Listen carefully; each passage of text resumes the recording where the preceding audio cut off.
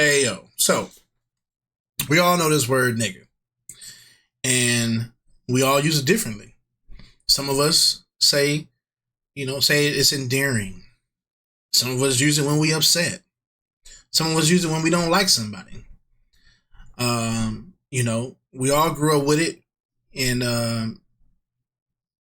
we tend to think that it's something that is however you want to use it. But there are actual definitions to this word. And I think it's going to surprise you what it actually means. And then hopefully I can change your mindset of how you react to it, because, my first time ever hearing the word nigger, I was probably like 5, 6 and story time, and I would want to go outside and play with the kids. And I lived in a predominantly white neighborhood, and there was white kids outside playing hockey on rollerblades or whatnot. And I wanted to play. Now I didn't have no rollerblades, but I wanted to play. And they had some extra sticks or whatever. So I tried to play, and this white boy walked up to me, older kid, lived right across the street from me. Was like, he said, "You can't play, nigger." Walked up right to my face. "You can't play, nigger." And I was like, damn. And that hurt. You know what I'm saying? Because I didn't grow up with that in my household. My house never said that word, even nigga. But I knew what he meant. I knew that it was supposed to be hurtful and derogatory. And it made me feel bad. I feel sad. I walked back in the house, and I didn't want to play with nobody on the block at all. I just thought they was all racist. And that was my first little experience with it. And then, of course, you grow up, you hear hip hop, Snoop and Dre and all that, and nigga this, nigga that. And then it becomes something that's positive. And then you're like, "Oh, nigga, what's up? Oh, that's my nigga. This nigga here." Like, you start using it. But then, on the flip side, and I was talking to a manager I used to work with, and he was like, "How can you use that word?" I said, "Oh, man, it means something positive. It don't mean what it mean back when the white folks was talking to us." And he was like, "Okay, it means positive? Okay, so then if someone, if you step on someone's shoes and he say, 'Nigga, move,' is that positive?" I'm like, "Well, no." He was like, "All right, well, then it can't be positive if there's a way you can use it that's negative." You know what I'm saying?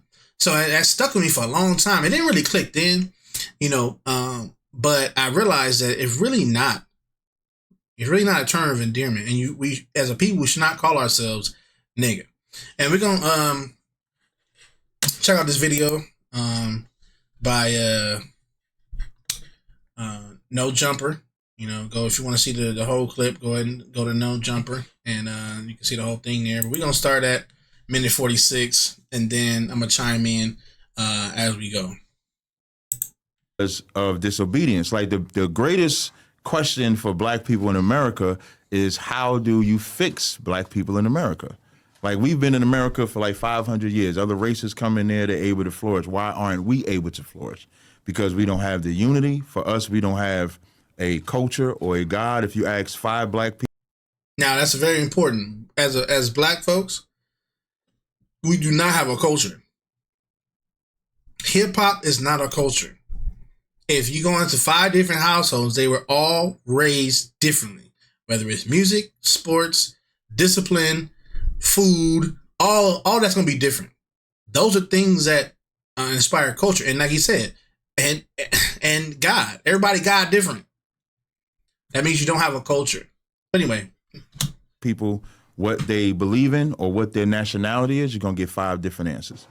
So if we're not even united with an identity, how can we ever go to a brother and say, we should move like this economically, we should move like this agriculturally, we should move like this spiritually, or what we worship? So we have to have a foundation, and we don't. So in the Bible, we get the foundation. Like, even if you take, we was talking about earlier, BHI, you take the word nigga, for example. Nigga is totally derogatory today, right? We turn it into a cool form. Yeah. When you go into the Bible, you'll find that they call the Israelites niggers, because it's just from the Latin word niger, which just means black. Exactly. So to wake people up, I can say, "You my nigga," whack, but I don't mean it in the what the white man gave us. I mean it from in the Bible. It just means these Now, are let me black ask people. you a question on that. And I'm glad you guys are here. Because I got a friend, he has a movement. Now, real quick, let's prove what he just said. That it just means black. So we're gonna go to let's see. We're gonna prove it. There's no point of just watching the video. Niger definition.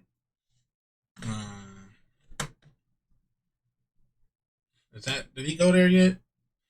I don't know if he said it. Let me hold on. I might be jumping the gun. Hold on. Let him keep going a little bit. Called he collects shoes and he sends them back to Africa. Okay. Right? It's called Afrikicks. Okay. He's from Niger. No, you pull it up. Afrikicks. Pull it up. I swear to God. It's a great name. You'll see it on there. He's been doing it like 6-7 years. Okay. And I didn't know this was happening today. But it's people back there in villages, children with no shoes. Right. So he collects, and we kind of like, we don't really trip shoes because it's just shoes. But back there, he sends me video put. I swear, you go to Instagram, put up Afrikicks, you're gonna see these kids there with no shoes, barefoot, and he had these containers where he's passing out shoes. Right. So he was like, yeah, the word nigga was like, one of the first places they got the slaves from was Niger. Right. Right? And he said, just like Europeans, people from Europe, they called them Europeans, so on and so forth. He said, so when they got them over here, and they was like, well, what do we call them? But they're looking at black people like, what is this? He said they got them from Niger. So their first thing was, well, we got them from nigger. They pronounced it wrong. So they're niggers. Right? And I'm looking at him. And he's telling me this, and he's showing me his passports, where he's from, and he's showing me on the map, because I didn't know what the hell Niger was, right? So I'm like, I said, so you see, off the gate, he said it was a descriptive word, but over time, the way it was used and the way it was taken, it turned into what it was turned into. Right. He said then the black American took it and started saying nigga as if, I don't know if you guys created that to discredit the word and own it ourselves. I don't know. Right. I grew up with it, right? Yeah, and me too. maybe I'm pretty sure you did some study on this, right? Yeah, but so is there all right, so there you go. And so he said, this is my second time doing a video because I messed up the audio. But so excuse me for jumping the gun. But he said that the word came from nigger, came from the word Niger, which is a country in Africa, and in that country there are black people. It just means black. So let's look that up real quick. I know I kind of jumped the gun. So Niger, okay, just missing one G. So we got the Niger, origins or whatever. So you come to the etymology, where it starts from, of course, the Niger River. Okay, but we want to know, what does it mean? And when you start saying burr, you start getting into the Hebrew scholars and stuff like that. But anyway, Latin Niger means black. It says, I know it says that.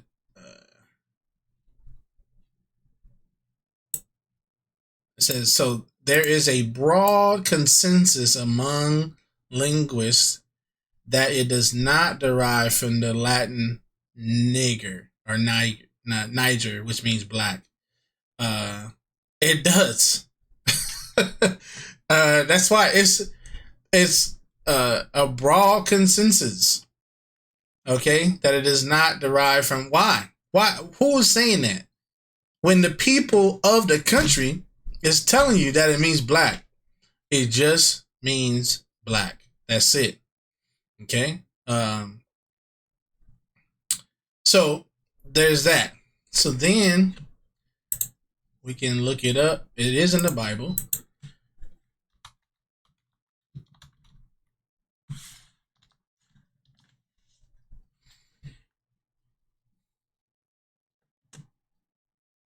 So let's go. Let's just go to it. Acts 13:1. It says, "Now there were in the church that was in Antioch certain prophets and teachers, as Barnabas and Simon that was called Niger." If it doesn't mean black, why are they? It's a descriptive word.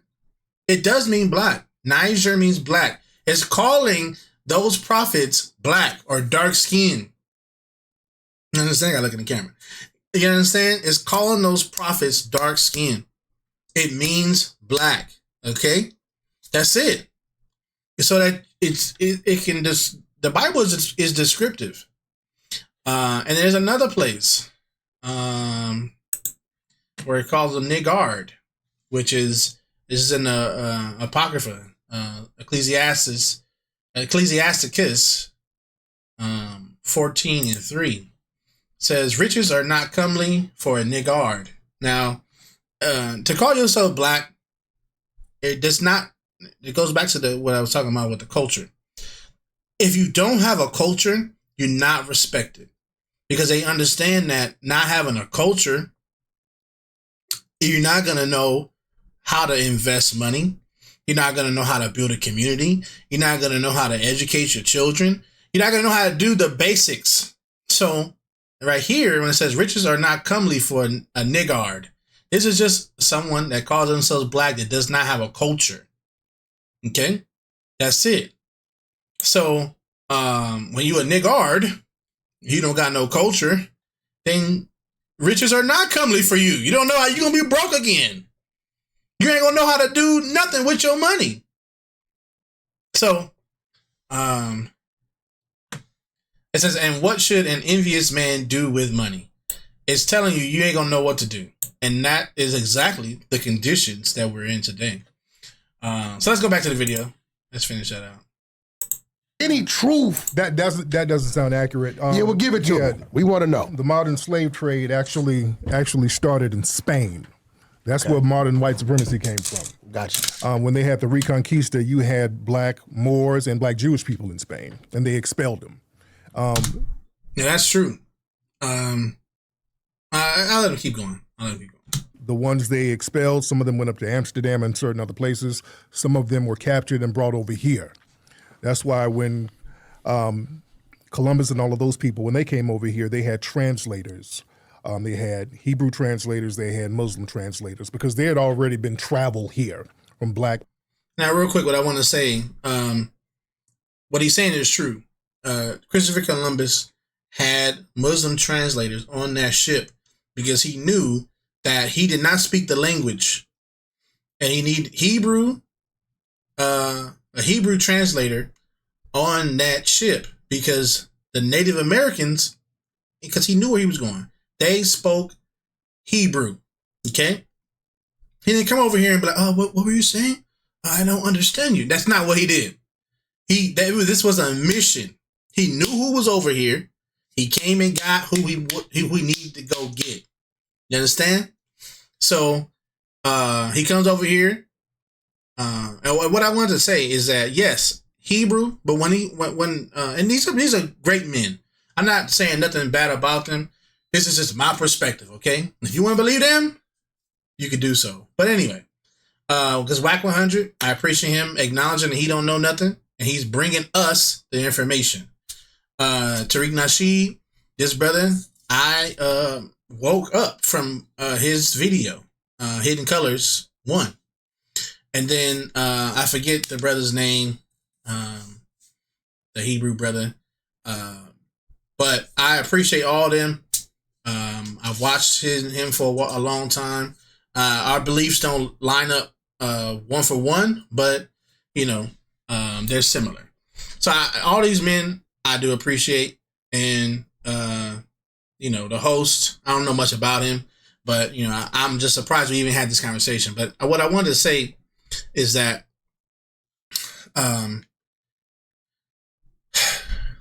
you are not Islamic. Islam is a tradition or a religion that comes from a nationality of people, which are called the Ishmaelites or the Arabs today. That's their religion. That's their belief system. And they enslaved you before the transatlantic slave trade, which is a sub-Saharan slave trade. And there was the Arabs that was taking the so-called blacks and putting them into slavery, and they gave you Islam. That's how you even learned Islam at all. Okay?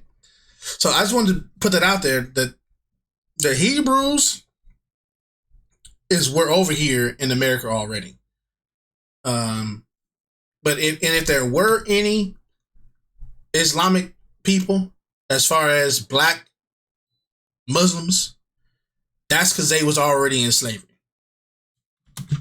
People who were Muslims and Jews and all of that stuff. So we've already had a presence in the Americas for a long time. Once they brought over the enslaved black people from Spain. Stop right there, brother. Yeah. You're saying black people were here in America prior to the slave ships coming here. Yes, indeed. Okay, talk to me. There's a great book on that. They came before Columbus by Ivan Van Sertima. Von Woutenau. Indians. Black Native Americans. But again, you had travelers coming over here. Right. We knew how to sail. We had ships. They looked at some of these Native American tribes and saw that they have Hebrew languages in some of their native tongue. Yeah, a good book is Lost Tribes in Promised Land, where they actually spoke Hebrew. And they knew what tribe they came from as far as being Israelites. And just to add, most people think the transatlantic slave trade started from Africa to America, but it started from America to Spain first, just to back up what you're saying. They took the Taino Indians first. Right. They took 1,100 Taino Indians as a trial run. And real quick, so the Taino Indians, that is the Puerto Ricans today. It's late, and I have to do this video twice. That's the Puerto Ricans today. So they took the Puerto Ricans and took them over to Spain, right? And then who's over there? The Pope. The Pope saw the trial run and said, you know what? I like this right here. And he created a papal bull, or a law that sanctioned slavery for everyone in Europe. And they just took off. They just went to go get the niggas because it was legal now. You understand? Everybody followed the Pope. All the white people do. So if he said it, then they come from God. Come get these niggas. And that's what happened. And out of that 1,100, 300 survived. And you know what they said? That's good business. And make sure your phone's on me. They said that's good business. And that became how the transatlantic slave trade started. They was losing 800. Damn. Just back then it was like a year and a half voyage or something like that to go along that. And wait. You telling me the first slave trade didn't come from Africa to America. It went from America to Spain. And then they circled back around. Spain, the Spanish word for black is Negro. All right. So they start. So now another Negro, another Spanish word for black, or another word for black. Negro, Niger, Negro, all means black. So we don't need to get emotional and want to kill the white man and want to fight the white man at the gas station and want to chase the white man down on the road. We don't get to do none of that, because all he called you was a black man. That's it. Started using the word Negro as a pejorative. When they brought him over here, the word Negro somehow flipped into nigger. It got shortened to nigger. No. The word Negro never flipped to the word nigger. And I like these brothers, but that's not what happened. It came from the word Niger. Nigger. And again, they had to dehumanize and use these terms as pejoratives for black people. Then it became a negative thing. There is no real definition to the word nigger. All right? That's the trick bag. That's why it flips people out so much, because when you label somebody something and you can't really define it, it throws them off. Right. Like, we was taught that it meant ignorant. This word just means ignorant. Okay, well then, how come the Chinese man not called nigger when he ignorant? The ignorant white man not called nigger. The ignorant East Indian man not called nigga. How come no one else is called nigga but us, the black people? Because the word just means black. Okay? Don't get emotionally triggered. We got to learn how to control our emotions. And once you learn the etymology of words, then you can know how powerful it is. And if he says, yeah, nigga, you're just saying, yo, black man. So, I mean, that's what you call yourself, right? You're a so-called black man. So then there shouldn't be no reason why you upset. But these are the things that we need to know so we can learn how to move. Stop being so emotional and stop being such a victim and move through this world with a sense of purpose, like you got something to lose, and that you're not gonna be moved. You understand? They can't trick you into doing something illegal and now you going to jail because you already know what that word means. You're not gonna get emotional about it. The word nigga has zero definition. Nobody can explain why it's negative. They say it's an ignorant person. There you go. That's what I hear. Right. Person. But they're ignorant white people. How come they're not called niggas? You see, nigga is a word that they throw at us, and when you can't define it, you put power on it. For example, critical race theory. That's a powerful thing they use in politics now. There's no definition to critical race theory at all. Yo, whenever I'm hearing critical race theory, I never understand what is being said because it depends on who is talking about it. So if I read an article, or if I see an article with critical race theory or a video that says critical race theory, I never know what it's talking about. I gotta read it or watch it to even know because it depends on who talking about it, depends on what it means. He right. It's whatever they say it means at the moment. So whenever they put a name or title on somebody without any definition, they can control you. This is why it's important for us to control our culture, identify who we are and what our culture is without letting them label us. Which is why I broke that word nigga down to show it's even used in the Bible, but it wasn't. Now, he said something about we have to know what our culture is.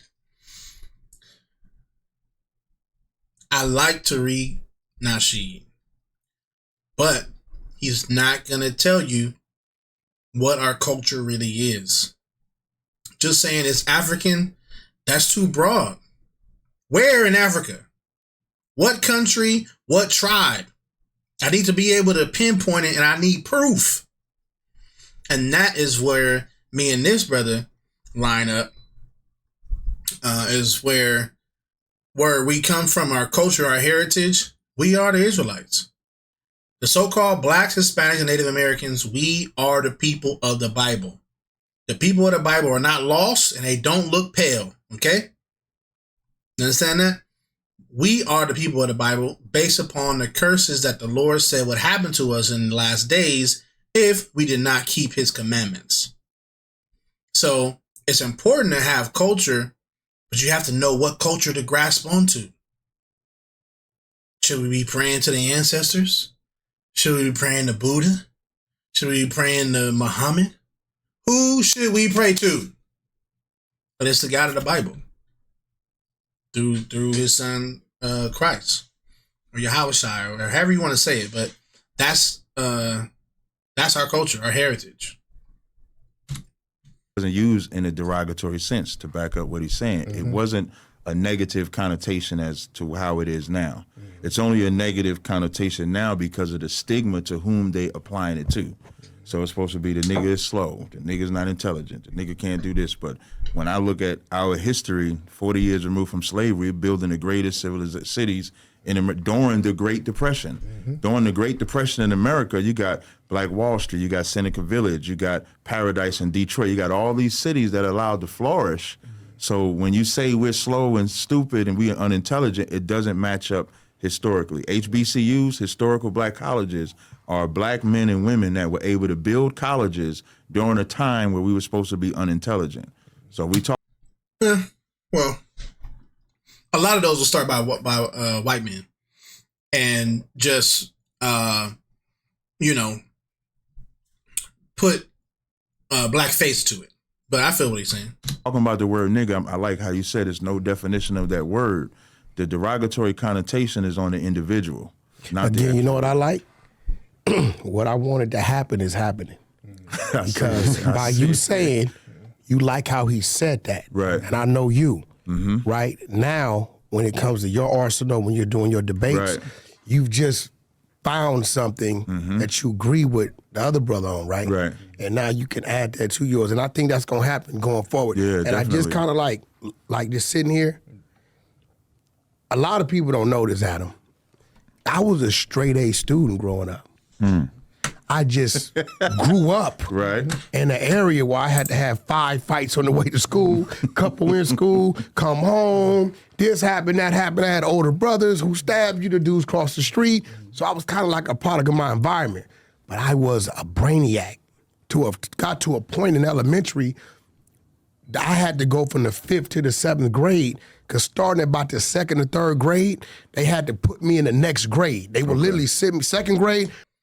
So what he's saying is it's a lot of people's testimony. You know what I'm saying? There's a lot of people that are very smart in just street smarts, book smart, but we've been, the so-called black man's been put into a cage and he's not able to grow. He's growing, he looks deformed because the cage won't let him grow properly. You know what I'm saying? And now people are able to say things negative about him, throw him in jail, say he a bad father, bad husband, a wife beater, all these things. And it's because of the conditions that we were brought up in, because there wasn't anyone on any outlet that we could call and actually learn how we should be men, how we should be fathers, brothers, sons, friends. We didn't learn those type of things. So what he's saying is true, because you learn all this, but you never heard this type of stuff. You never heard that we were the Israelites, that nigga means comes from the word Niger, which just means black. You never heard those type of things. And that's why it's important now that, we wake up and take advantage of this information and, learn our heritage and our culture to who we are. To the 3rd grade class. 3rd grade, 4th grade class. So by the time I was in the 5th grade, I was doing the 6th grade work. So they're like, what we gonna do for them? So they sent me to take the test. I passed it. I think I was tested at like 8th or 9th grade in the 5th grade. So I graduated in the 5th grade with the 6th graders, and I went to the 7th grade. But I say that to say this. You two are like, when I look at you, Cap, because I'm a movement guy. Right? I got caught up in this gang stuff because that's what it was, right? And this is why I denounce being a gang banger. You hear me say it all the time, right? If I would have had to be part of a movement, it'd probably, like, I'm looking at what I probably would have been. If I would have just stayed in that other lane, right? It's the brother right here, right? If I could have focused on that, but I had to, dealing with everything else, you pick up this slang, you start to become a different mode. Okay. Vote with me one more time. What the hell was that?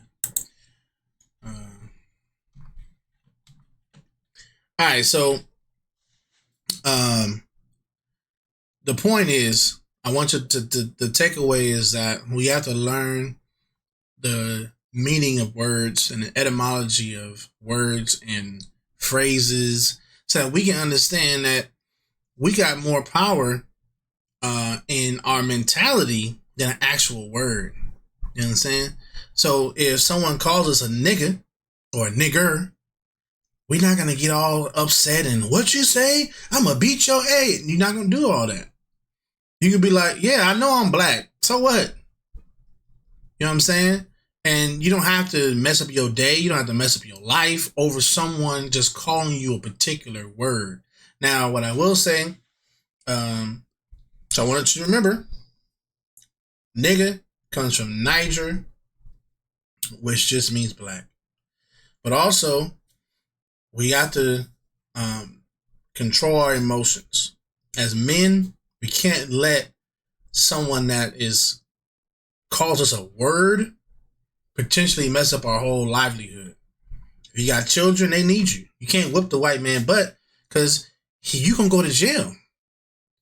And your children need you. whether or not you paying child support, whether or not you there all the time, you being in jail hinders the ability for your family to thrive and to grow. It hinders your community. So, and we're going to get into some heritage and, who we are and all that stuff. But I just wanted to just come out with that, but about the N word, and where it comes from. So, hope that was edifying to you guys. Hopefully you enjoyed the video. I'm going to do some more, so stay tuned. I don't really like saying like and subscribe. You know what I'm saying? Y'all already know what to do on YouTube. You already know. So I really don't need to really be begging people to subscribe and all that. Either you with it or you ain't. But it is what it is, and I'm going to do what it do. All right. Peace.